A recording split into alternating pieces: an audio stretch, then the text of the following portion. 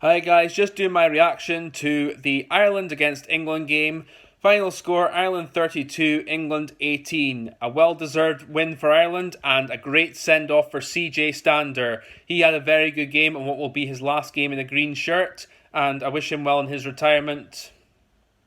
Going to talk about the game now. It was 20 points to 6 at half time. It was actually a fairly even Stevens game up until Keith Earls scored the try for Ireland, which was a very well worked move off a penalty that came off a line out, and then it went to the back of the line out. Keith Earls saw he had Billy Vunipola up against him, and for pace, of course, Earls is going to beat Vunipola, and then he stepped outside Johnny May and scored in the corner.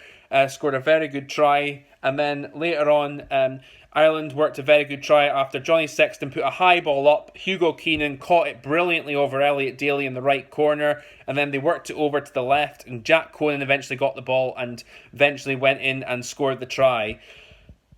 In the second half, Ireland really got their stranglehold on the game. Tadhg Beirne had another fantastic match, in my mind the man of the match today. And he's probably up there for player of the tournament for me, and definitely got its place in the Lions tour as far as I'm concerned, providing that tour goes ahead, of course. But Ireland really, for the most part, got their stranglehold on the game, went ahead, but then they got their red card through Bundee Aki, which I can understand where the referee was coming from, because if you actually look at it, I know Billy Vunipola ducked a bit, but there was no effort from Aki to actually go lower in his tackle, in the attempt at a proper tackle, and then he went in with the shoulder up, made contact with Billy Vunipola's head, and in those situations, referees, the way the game's been, the directives are right now, referees don't really have much option, so you have to say fair enough. On the red card front, England got a try off that eventually when they kicked the penalty for the corner, and Ben Young scored in the corner. And then later on, they got the try from Johnny May, which was just a consolation after Ireland went down to 13 men, with Conor Murray being sent to the bin for an offside infringement in the red zone. And overall, finished 32-18. I will say, though, in the first half, there were some calls made, and the referee that were dubious, to say the least. Especially one penalty against Tom Curry for sealing off at a maul. This was just after half-time, pardon me, where he was clearly obstructed by Tadhg Beirne. Tadhg Beirne grabbed across to reach him as he was still active in the lifting of the line out. That should have been a penalty to England, not to Ireland, and that was at the start of the second half. And there was a couple other ones, like at the end of the first half, Owen Farrell was penalised for rolling, even though he'd gone to ground and he hadn't been actually tackled by anyone, and I thought he was okay to do that in that regard. If he had been tackled, it would have been different, but he hadn't, so it was fair game as far as I'm concerned.